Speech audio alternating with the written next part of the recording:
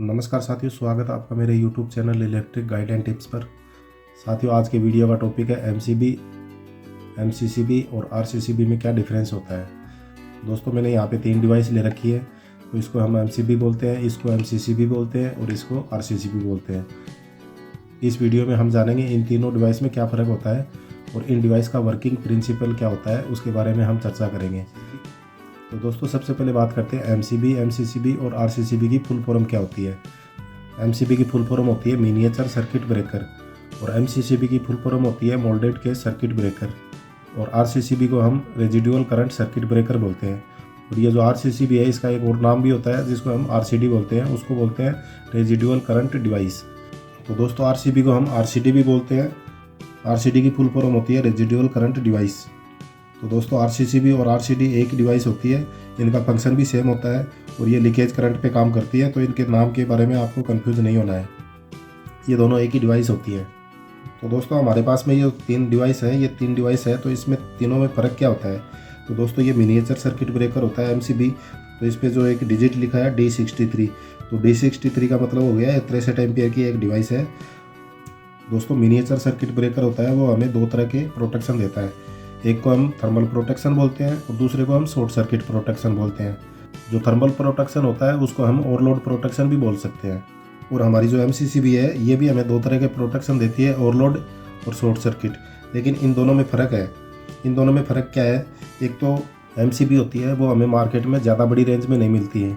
इसकी मैक्सिमम अगर 4 पोल की MCB अगर मार्केट से ख़रीदने जाएंगे तो हमें 100 एम्पियर तक की MCB मिलेगी, इससे ज़्यादा की MCB नहीं मिलेगी। अगर हमारा लोड का रिक्वायरमेंट ज़्यादा है तो उसकी जगह फिर हमको MCCB यूज़ करनी पड़ेगी।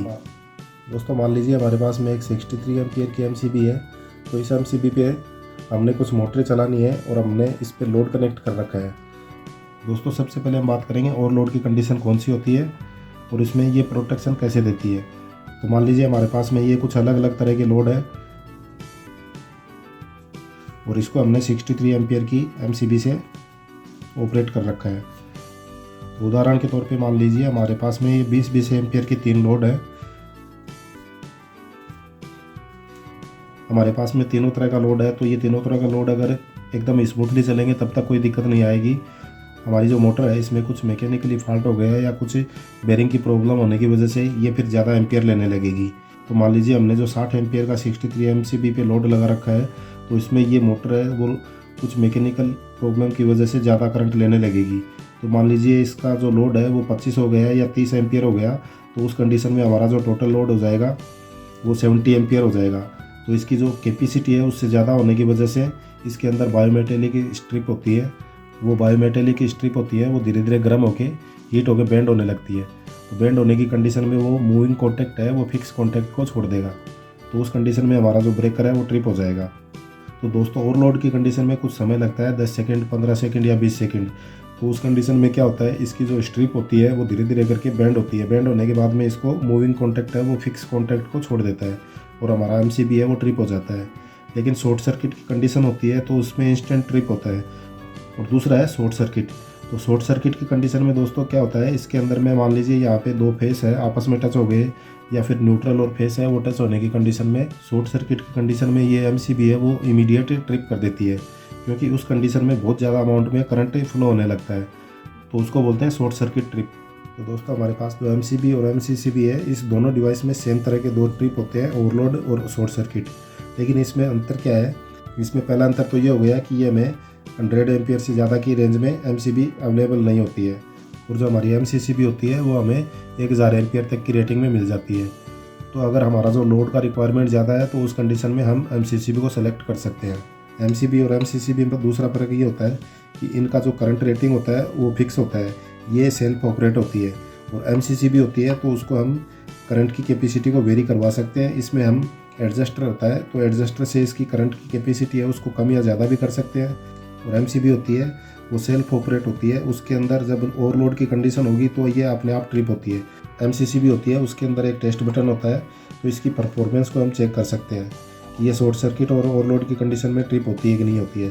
तो यहाँ पे आपको एक टेस्ट बटन देखने को मिलेगा, जब हम इसको दबाएंगे तो इस तरह से ये ट्रिप हो गई है। तो इसको ट्रिप होने के बाद में ऑफ़ करेंगे, ऑफ़ करने के बाद में इसको फिर से हम ऑन कर सकते हैं। दोस्तों MCCB होती है, उसमें कई तरह के एडवांटेज हमें अलग से मिलते हैं।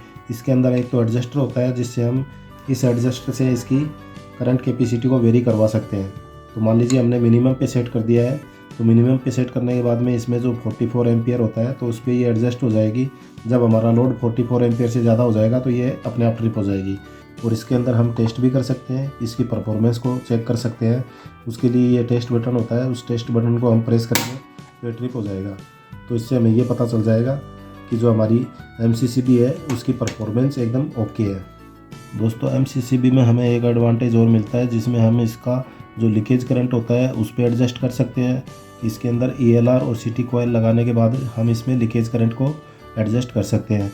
और इसके अंदर एक शंट रिले होती है, यहाँ पे एक शंट रिले लगती है, जिसको हम अपनी इच्छा के अनुसार ट्रिप करवा सकते हैं, ऑफ करवा सकते हैं। मान लीजिए कोई एक्सीडेंट या फिर आग लगने की कंडीशन होती है, तो जो हमारा ब्रेकर है हम उसको दूर बैठे ही ऑपरेट करवा सकते हैं, उसको ट्रिप करवा सकते हैं। अगर हमको पावर सप्लाई बंद करनी होती है तो दूर बैठे ही हम पावर सप्लाई को ऑफ कर सकते हैं। तो ये इसमें MCB और MCCB में डिफरेंस होता है। अब हम बात करते हैं RCCB की। तो दोस्तों ये RCCB है। RCCB में और MCB में डिफरेंस ये होता है, MCB से हमें ओवरलोड और शॉर्ट सर्किट का प्रोटेक्शन मिलता है, और RCCB होती है उसमें हमें लीकेज करंट का प्रोटेक्शन मिलता है। तो लीकेज करंट कौन सा होता है दोस्तों, और हमारी जो RCCB होती है उसका मेन पर्पज़ होता है वुमन सेफ्टी के लिए। मान लीजिए हमारे पास में ये मोटर है और इस मोटर को हमने फेस और न्यूट्रल की पावर सप्लाई दे रखी है। मान लीजिए इस मोटर में किसी कंडीशन की वजह से और लीकेज करंट होने लगा, जैसे इसकी फेस सप्लाई है तो उसका वायर है वो टर्मिनल ब्लॉक से खुल के अगर इसकी मेटल बॉडी से टच हो गया, या फिर इस मोटर के अंदर इलेक्ट्रिकल फॉल्ट होने की वजह से इसकी बॉडी के अंदर में करंट फ्लो होने लगेगा। तो उस कंडीशन में हम क्या करेंगे, मान लीजिए यहाँ पे कोई खड़ा है और उसने इसको हाथ लगा दिया, तो उस कंडीशन में यहाँ से क्या होगा कि इसमें करंट ज़मीन से फ्लो होने लगेगा, और यहाँ से क्या होगा, इस मोटर के अंदर में 10 एम्पियर का करंट फ्लो हो रहा है और यहाँ पे किसी ने इसको छू लिया, और ये कंडीशन में क्या होगा कि कुछ अमाउंट में यहाँ से करंट है वो लीकेज करके ग्राउंडिंग होने लगेगा, और यहाँ से रिटर्न जो करंट है तो वो 10 एम्पियर नहीं होके उससे कुछ कम हो जाएगा। तो यहाँ से जो न्यूट्रल के द्वारा जो रिटर्न करंट आता है वो 10 एम्पियर की बजाय कुछ कम होने लगेगा। और ये जो डिवाइस है इसमें जब आउटपुट में जो करंट फ्लो हो रहा है उतना करंट अगर इसके न्यूट्रल से आ रहा है तब तक तो ये डिवाइस एकदम ओके है। और अगर किसी कंडीशन में अगर यहाँ से इसमें फेस सप्लाई से हमने 10 एम्पियर दे रखा है और यहाँ से न्यूट्रल से 9 एम्पियर आ रहा है, तो इस RCCB के अंदर एक कॉइल लगी होती है।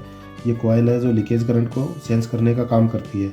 जैसे इसमें से कुछ लीकेज करंट की कंडीशन पैदा होती है तो ये कॉइल है, इसमें मैग्नेटिक स्ट्रिप होती है, तो वो मैग्नेटिक स्ट्रिप इसको ट्रिप करवा देती है।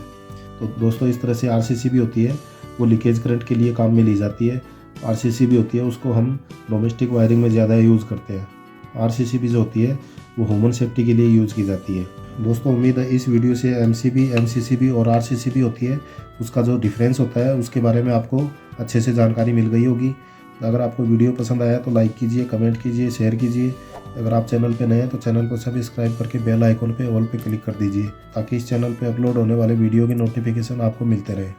दोस्तों मिलते हैं अगले वीडियो में इसी तरह की नई जानकारी के साथ। तब तक के लिए धन्यवाद।